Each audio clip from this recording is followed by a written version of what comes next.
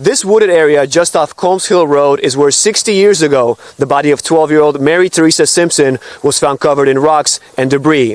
This is a historic day for the Elmira Police Department, justice after almost 62 years. On Sunday, March 15th, 1964, at approximately 10:50 p.m., 12-year-old Mary Teresa Simpson was reported missing by her father. This wooded area just off Combs Hill Road, look at it, trees, dirt, quiet hills on the southern edge of Elmira, New York. The kind of place kids play after school. The kind of place teenagers sneak off to on weekend nights.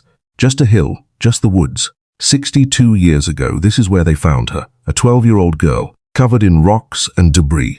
4 heavy stones placed deliberately on top of her, the largest one weighing 110 pounds. Whoever put her there didn't rush. They worked. They stood on this hillside and they made sure. Her name was Mary Teresa Simpson. She had left her father's apartment on an ordinary Sunday afternoon. She had cat-eye glasses, a fan club card in her pocket. She was quiet, a little shy, the kind of girl who hadn't quite found her footing yet. She was 12 years old and she was just going home. She never made it. But here's what will stay with you long after this video ends. Her sister Linda was 16 years old when they buried her. She stood over that casket and she couldn't make it real.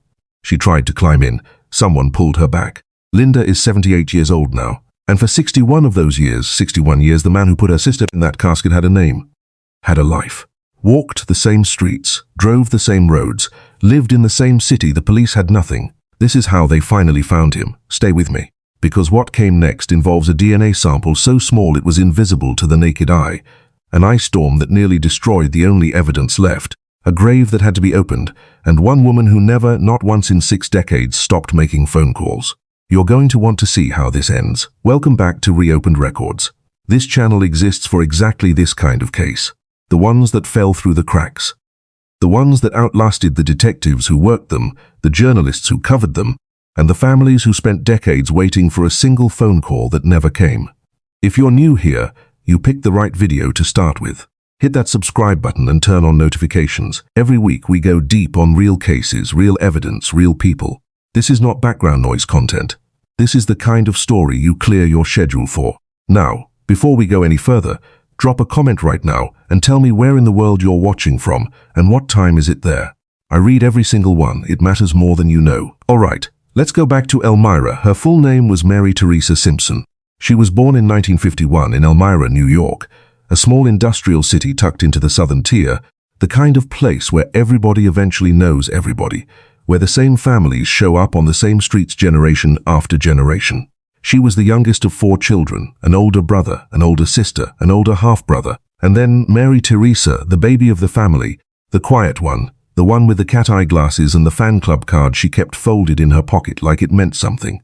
She was shy, not unfriendly, just quiet. A girl who hadn't quite figured out where she fit yet. Part of that had to do with the moving. Her family had relocated often enough that she'd never been anywhere long enough to fully plant herself. No deep circle of friends. No group she belonged to without question. Just a girl trying to find solid ground. In May 1963, her parents separated. Ellsworth and Rose Simpson, done. Mary Teresa went to live with her father. Her older sister Linda stayed close to their mother. The family fractured the way families do, quietly and permanently. Then, 2 weeks before everything changed, Ellsworth moved back to Elmira. Back to the streets Mary Teresa had grown up on. Back to the same city where her mother Rose still lived. Back to Linda. It must have felt like a reset, familiar sidewalks, familiar faces, the chance to finally stop moving. She had been back exactly 14 days.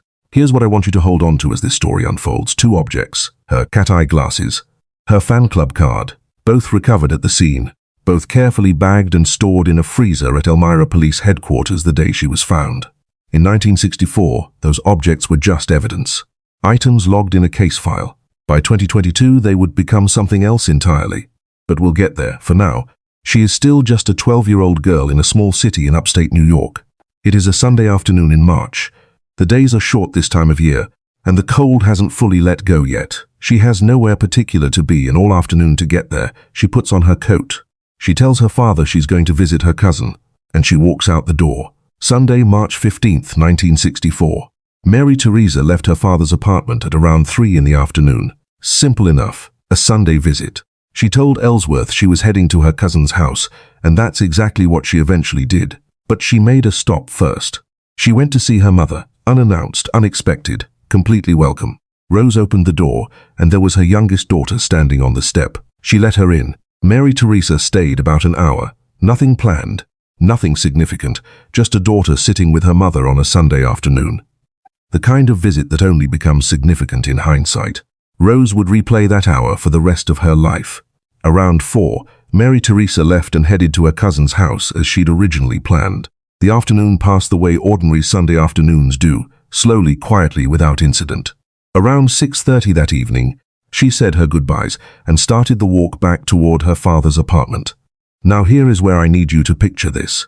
March in upstate New York means the sun is already gone by 6:30. Not fading, gone.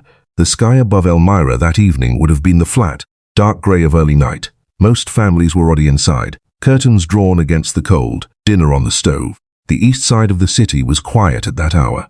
Not dangerous quiet, just the ordinary quiet of a Sunday evening in a working-class neighborhood when the day is done. A few people were still out. One of them knew Mary Teresa. At around 7 p.m., a friend spotted her in front of a store on the east side of Elmira. They exchanged a few words. Mary Teresa told her she was heading home. That was the last confirmed sighting of her alive. She was less than a mile from her father's front door. Ellsworth waited. An hour passed. Then another. He told himself she'd lost track of time. Kids do that. He sat with it as long as he could, then started making calls. Rose. Relatives. Her cousin. Anyone who might know where she'd gone after that last stop on East Market Street. Nobody had seen her. Nobody remembered a girl walking alone on those streets that evening. No one had noticed anything unusual. The east side had simply gone quiet the way it always did on Sunday nights, and somewhere in that quiet, a 12-year-old girl had disappeared without leaving a single witness behind. At 10:30 that night, Ellsworth contacted the Elmira Police Department. Mary Teresa Simpson was officially reported missing. In the hours that followed, police began making their own calls, checking the obvious places first. Relatives, friends, anywhere a kid might turn up after dark. Nothing. As midnight passed and the temperature dropped and the streets of Elmira stayed empty and silent, the calls became more urgent. She was gone, and somewhere in this city on these same streets, maybe only blocks away, a man already knew exactly where she was. He went home that night. He slept. The search began the next morning. For 4 days, Elmira turned itself inside out looking for Mary Teresa Simpson. Police officers knocked on every door between Rose's apartment and Ellsworth's. They checked basements and garages. They stopped anyone who had been outside that Sunday evening and asked the same questions until the answers started repeating. Volunteers fanned out along the Chemung River, through parks and empty lots on the city's outskirts. Search parties pushed into the wooded logging roads on Elmira's southern and western edges, hilly terrain, heavily forested, patches of snow and ice still frozen on the ground from the winter, the kind of landscape that swallows things. Linda waited. Ellsworth waited. Rose waited. And Rose was pregnant. She was carrying another child while the city searched for the one she had just kissed goodbye on a Sunday afternoon. That detail, sit with it for a moment. A mother waiting for news of a missing daughter with new life growing inside her. The cruelty of that timing is almost incomprehensible. 4 days passed. On the morning of March 19th, 1964, a Thursday, a man hiking with his 2 young sons off Combs Hill Road found her. The location was a wooded area roughly 7 miles from the city, off an old logging road that locals knew well. This wasn't a remote wilderness. Kids played here. Teenagers used it as a lover's lane on Friday nights. It was familiar ground to anyone who had grown up in this part of Elmira. Her body had been concealed beneath branches, dirt, leaves, and stones, 4 heavy stones, deliberately positioned. The largest weighed approximately 110 pounds. Whoever placed that stone had not stumbled through those woods in a panic. He had worked. He had moved weight. He had taken his time arranging the scene before walking away, which tells you something important and deeply disturbing about the kind of man he was. This was not chaos, this was control. Only part of one hand and one sneaker were visible above the ground. Her mouth had been stuffed with dirt and twigs. The Chemung County Medical Examiner's autopsy established cause of death as asphyxiation, strangulation. There was also evidence of sexual assault. Someone had taken this child off the street, driven her 7 miles out of the city, and left her on a hillside above the town where she had grown up. At the scene, investigators collected everything they could find. Her cat eyeglasses, the fan club card, several buttons from her blouse. Each item carefully bagged. Each item transported back to Elmira Police Headquarters and placed in a freezer. In 1964, there was no forensic science capable of reading what those items might carry. The detectives who stored them that day couldn't have known for certain that the technology would ever exist. But they kept it anyway, every piece, every fiber, every button, as if they were making a promise to a girl they had never met. It took 6 decades for that promise to be kept. The Elmira Police Department pivoted immediately. The moment Mary Teresa's body was found on that hillside, this became a homicide investigation. Detectives moved fast. They interviewed every person who had been in the area on the evening of March 15th. Men who lived along the roads leading to Combs Hill, men seen driving in the area that Sunday, men with prior records involving children. They pulled files at the local, state, and federal level. They cross-referenced hundreds of tip sheets against every name in the growing case file, checking each one against the known facts in the timeline, either pursuing it further or eliminating it. By October 1964, 7 months after the murder, detectives had formally questioned more than 300 people. Not one interview produced a viable suspect. The community responded the way tight communities do when something unthinkable happens. WM Radio and the Star-Gazette newspaper jointly offered a $1,000 reward for information leading to the killer's identification. Residents who had never met Mary Teresa Simpson donated money. The murder had shaken Elmira in a way that nothing else had in recent memory. A 12-year-old girl taken off the street on a Sunday evening 7 miles from her front door. By 1972, the reward had grown to $5,000. Nobody collected it. This case took weeks of research to piece together. Real records, real documents, real people. If this one is landing with you, take 2 seconds right now and hit that like button. It's a small thing for you. It's everything for this channel. Now, what's the weather like where you are right now? Drop it in the comments. I always want to know who's in the room. Alright, back to Elmira. The case file grew thousands of pages as detectives retired or transferred. New officers inherited the stack and read through it, looking for a name a previous investigator might have missed. Each generation reached the same conclusion. Every actionable lead had dried up years ago. The file stayed open, but there was nothing left to pull. 61 years of institutional memory, passed from one generation of officers to the next like a weight none of them could put down. Every detective who came through the Elmira department knew the Simpson case by name. It was the oldest open homicide on the books, the one nobody could close. It followed incoming detectives like a shadow until they retired and handed it to someone else. The file outlasted all of them, and through all of it, every interview, every tip sheet, every cross-referenced name in thousands of pages, one man's name never appeared, not once. 300 people questioned. Detectives who knew every face on the east side of Elmira, who knocked on every door between Rose's apartment and Ellsworth's. They never knocked on his. While Linda waited and the reward sat uncollected, a man was living his life in the same city. He had a job, a truck. He drove the roads in and around Elmira for work. The back roads, the wooded edges of town, the hills on the city's southern edge. He knew that terrain the way working men know their daily routes. Every bend, every logging road, every place where the tree line thickens and the road goes quiet. He went home at the end of his shifts. He had a family. He was in Elmira in 1964, the year it happened. He was in Elmira in 1972 when the reward hit $5,000 and not a single person came forward with his name. He was there in the 1980s when the original detectives retired and passed the file to a new generation, and those new detectives read through the same stacks and hit the same dead end. He was there when the 90s ended and a new century began. He was still there in 2003, when analysts at a state police laboratory were extracting DNA from a 12-year-old girl's clothing. Clothing that had been frozen in a Elmira evidence locker since the night it was collected, and entering a profile into a national database that did not have his name. The database came back empty. He was never in it. Think about what that actually means. 300 people interviewed. Tip sheets cross-referenced against every name in a file that had swelled to thousands of pages. Detectives who worked the case around the clock for months. In a city of 40,000 people, the one man who knew what had happened on that hillside had never been in any of it. Nobody knocked on his door. Nobody called his name. Nobody sat across from him and asked him where he was on the evening of March 15, 1964. He grew older in the same city where the case stayed open. He became a grandfather, the same streets, the same years passing for 2 families at once, one of them waiting for a name, one man who had been carrying it the whole time. There is something uniquely infuriating about that image. A grandmother on one side of this city, making phone calls every year that went nowhere. A grandfather on the other side, living an ordinary life with a secret that should have destroyed him. It didn't, not while he was alive. But here's the thing about secrets buried this deep. They don't disappear, they just wait. And the people who refuse to let go of them, sometimes they outlast the very science that was supposed to catch them. He died in 2004. The case didn't. Let's talk about Linda. Linda Simpson was 16 years old in March of 1964. She was out of town when her sister disappeared. When she rushed home and walked into that funeral home and saw Mary Teresa lying still in that casket, she couldn't process it. Her brain would not accept what her eyes were telling her. So she tried to climb in. Someone pulled her back.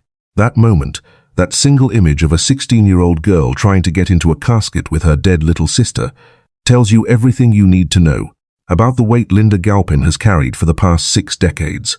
She watched the investigation unfold and then stall. She watched the detectives who had worked the case retire. She watched the newspaper coverage dry up, the reward go uncollected, the file pass from one generation of officers to the next without producing a name. Her parents aged without ever hearing one. Ellsworth died first. Rose died later. Rose, who had been pregnant when Mary Teresa was killed, who carried one daughter into the world in the same year she buried another. Never heard the name of the man who took her youngest child off the street that Sunday evening. But Linda kept asking, sometimes more. She would call the Elmira Police Department, ask the same question she had been asking since 1964. Every time the answer was the same. Nothing new. The file hasn't moved, she called anyway. It affected me really badly, she said years later. I lived through it for years and cried and suffered heartache all this time. Like I told everybody, I did this for my mom. She did it for Rose. She did it for a woman who died without an answer and deserved one. She did it for a shy 12-year-old girl with cat-eye glasses who was just trying to get home. She called and called and called, and for 61 years nobody had anything to tell her, until science caught up to a secret that had been sitting in a freezer since 1964. In the year 2000, 36 years after the murder, Mary Teresa's clothing was submitted to the New York State Police Forensic Investigation Center for analysis. The items had been stored in a freezer at Elmira Police Headquarters since the night they were collected in March 1964. The technology to read what was on them had not existed when they were first bagged and tagged. It existed now, and crucially, someone had kept the evidence waiting for it. That decision, made by detectives who had no way of knowing what the future held, was about to matter enormously. Analysts examined the blouse first. They found semen on it. A male DNA profile was developed from the biological material. The profile was clear and usable. It was entered into CODIS, the FBI's national database containing the DNA of convicted offenders across the country. The logic was straightforward. If this man had ever been convicted of a qualifying offense anywhere in the United States, the system would flag a match automatically. No match. The unknown male was not in the system. In 2003, additional items were submitted. Analysts examined the skirt and underwear. More biological material was recovered, confirming and strengthening the original profile from the blouse. Still nothing. The profile was resubmitted in 2014. The system searched. It came back empty. 3 attempts, 3 dead ends, spanning 14 years. The man who had left biological evidence on a 12-year-old girl's clothing in 1964 had never been convicted of a qualifying offense in any law enforcement database in the country. CODIS hadn't record of him. The case needed something no law enforcement database could provide. Before I tell you about the moment this case almost fell apart forever, I want to say something. Every case on this channel is built from real records, real families, real loss. If you believe these stories deserve to be told, subscribe. That's genuinely how we keep doing this, one subscriber at a time. Now back to a freezer in Texas, an ice storm in Memphis, and the most terrifying FedEx package in the history of cold case investigation. In 2022, Elmira Police Sergeant William Goodwin applied for and received a grant from Season of Justice, a non-profit organization that funds advanced forensic testing in cold cases where conventional resources have run out. The grant covered the full cost of submitting the DNA evidence to a private laboratory capable of working with samples that were nearly 60 years old. The evidence was sent to Othram Technologies in the Woodlands, Texas.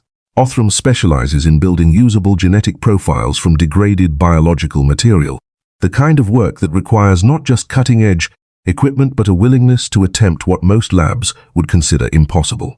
The Simpson samples were among the oldest material Othram had ever worked with. Here is what they had to work with: 0.4 nanograms.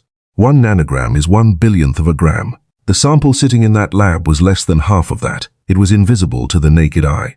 You could not see it, could not weigh it by any conventional measure, could not confirm its existence without specialized equipment. This was the last viable piece of biological evidence connecting a killer to a 12-year-old girl murdered 6 decades earlier, and it almost never reached the lab. FBI Special Agent Kenneth Jensen was assigned to assist the Elmira Police Department on the case. When the time came to ship the evidence to Othrum's laboratory in Texas, Jensen handled it personally. He packed the samples carefully in dry ice, the only way to safely transport biological evidence of this age and fragility over a long distance, and shipped the package via FedEx. Standard procedure. Routine, except nothing about what happened next was routine. A historic winter storm descended on the Mid-South ice. Freezing temperatures. The kind of weather event that shuts down infrastructure across multiple states simultaneously. The storm hit the FedEx hub in Memphis, Tennessee, the largest FedEx sorting and distribution facility in the world. The hub through which Jensen's package had been routed. Everything stopped. The facility locked down. Flights grounded. Trucks unable to move. Millions of packages sitting in a frozen facility with no way in and no way out. Jensen's package was somewhere inside. He couldn't reach anyone at FedEx. The phone lines were overwhelmed. The dry ice had a finite life. Once it evaporated, the temperature inside that package would rise, and 60 years of painstaking preservation would end. Not because of a failure in the lab, not because of a legal obstacle, not because the science wasn't there, because of weather. I was petrified, Jensen said later, that my act of shipping it through FedEx was going to lose the only chance of solving it. He contacted the FBI's liaison at the Memphis hub. What followed was, in the words of Sergeant Goodwin, a massive scavenger hunt. FBI agents physically entered the frozen facility and began searching, one small package among millions, somewhere inside a shuttered distribution center the size of a small city, in the middle of a historic ice storm. They found it, just in time. They pulled it out, moved it into a bureau freezer to stabilize it, and held it there until the storm cleared and transport resumed. Then it was shipped on to Texas. The evidence arrived at Othrum intact. Pause on that for a second. 60 years of careful storage. A detective's decision in 1964 to freeze evidence that no existing technology could read. 14 years of database submissions that came back empty. A grant application that almost wasn't funded. A shipping decision that nearly ended everything. All of it, every one of those moments, had to go right for the next step to be possible. Every single one of them did. Othrum Technologies applied forensic-grade genome sequencing to what remained of the degraded biological material. Let me translate that. They took a sample smaller than anything visible to the human eye, that had been sitting in varying storage conditions since 1964, and they built a complete, usable genetic profile of an unknown male. That profile was uploaded to public genealogy databases, the same platforms where millions of ordinary Americans have voluntarily submitted their own DNA to find relatives and trace their ancestry. People who uploaded their profiles to find a long-lost cousin had no idea they might one day help identify a killer. But that is exactly what happened here. The FBI's forensic genetic genealogy team began working outward from every match they found, building family trees, identifying branches, narrowing possibilities. In 2023, investigators partnered with the Criminal Investigation Resource Center at Russell Sage College in Albany. Dr. Christina Lane, criminologist, associate professor, and one of the leading minds in forensic genealogy, and her students joined the effort. They handled the records-level work, birth certificates, marriage records, property documents, paper trails that stretched back generations through upstate New York, branch by branch. Generation by generation, the work took more than 2 years. By 2025, the tree had narrowed to a single individual. Investigators located the suspect's surviving son and asked him to provide a voluntary DNA sample. He agreed. The comparison was run. The result confirmed a familial relationship between his DNA and the unknown male profile extracted from Mary Teresa's clothing in 2000. But a familial match identifies a family line. It tells you who he's related to. Investigators needed the man himself, his DNA, directly, definitively, with no room for doubt. The problem was this: the man the tree pointed to had died in 2004. He was buried in an Elmira cemetery, less than 5 miles from Combs Hill Road. He had lived out the entirety of his remaining years in the same city where a 12-year-old girl's murder stayed open on the books. Nobody had ever come for him. Nobody had ever knocked on his door. He had grown old, become a grandfather, and died, and the file had never reached him. Until now, authorization was sought to exhume the remains. When you understand what that means, the legal process, the paperwork, the careful chain of custody required to open a grave, extract remains, and submit them to forensic testing in a way that holds up, you understand just how deliberate and serious this step was. This was not a hunch. This was not a guess. By the time investigators applied for that authorization, they already knew. They just needed the final confirmation.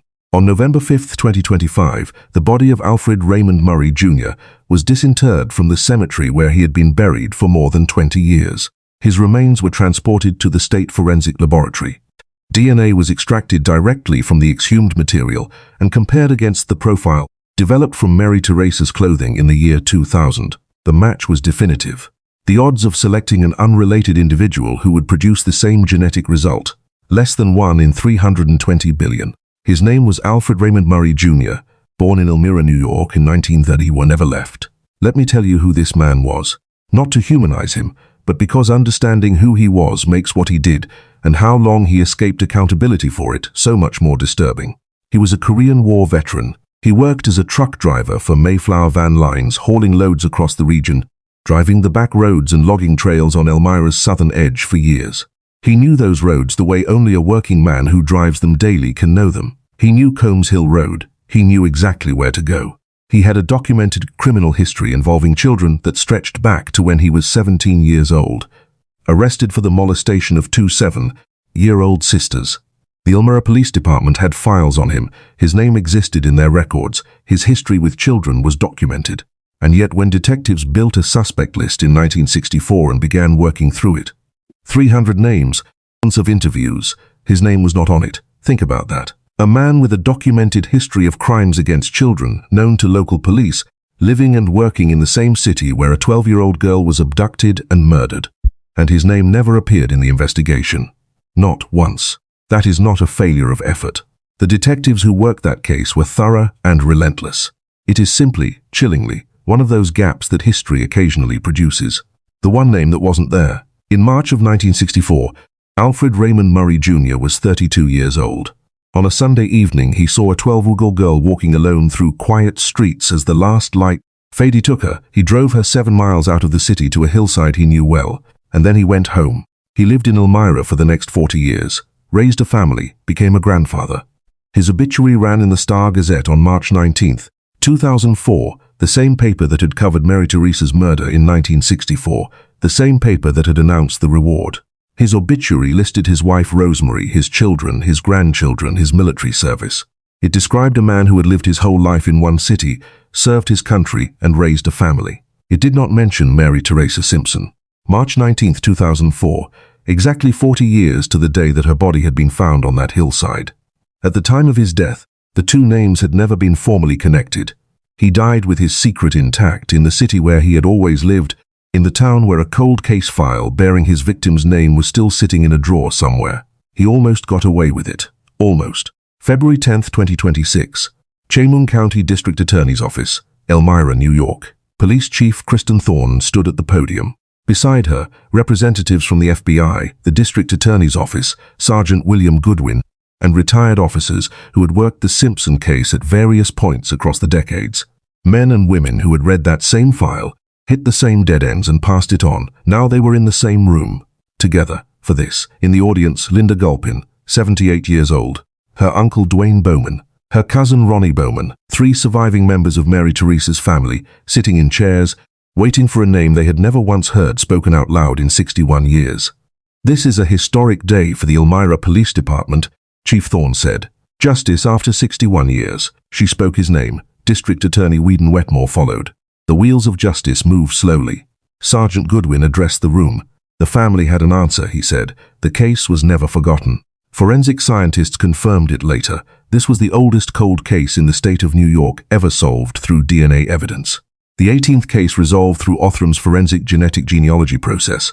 One name at a time, one family at a time, reaching back through decades of cold files that everyone had stopped believing could ever be answered. 61 years of open file.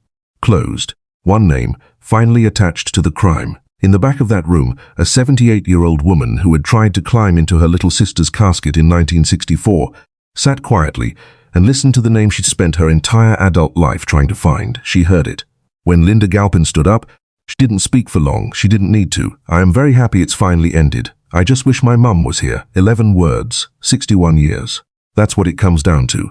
Rose never heard the name. Ellsworth never heard it. They had waited their entire lives. Rose, who was pregnant when her youngest daughter was killed, who carried one child into the world the same year she buried another.